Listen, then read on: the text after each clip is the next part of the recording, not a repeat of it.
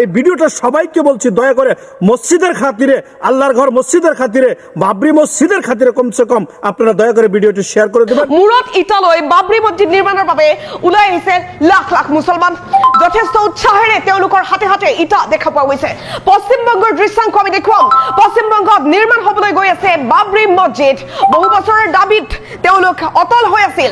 মুৰ্ছিদাবাদত বাবৰি মছজিদ নিৰ্মাণৰ বাবে লাখ লাখ মুছলমান ওলাই আহিছে। তেওঁলোকে কৈছে আল্লাহৰ কৃপা আমি বাবৰি মছজিদ নিৰ্মাণ কৰিম।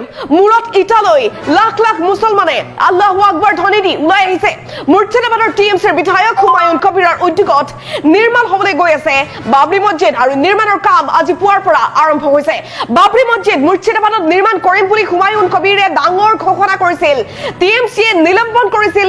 এই ভিডিওটা সবাইকে বলছি দয়া করে মসজিদের খাতিরে, আল্লাহর ঘর মসজিদের খাতিরে, বাবরি মসজিদের খাতিরে কমসে কম আপনারা দয়া করে ভিডিওটি শেয়ার করে দেবেন। মূৰত ইটালৈ বাবৰি মছজিদ নিৰ্মাণৰ বাবে ওলাই আহিছে লাখ লাখ মুছলমান।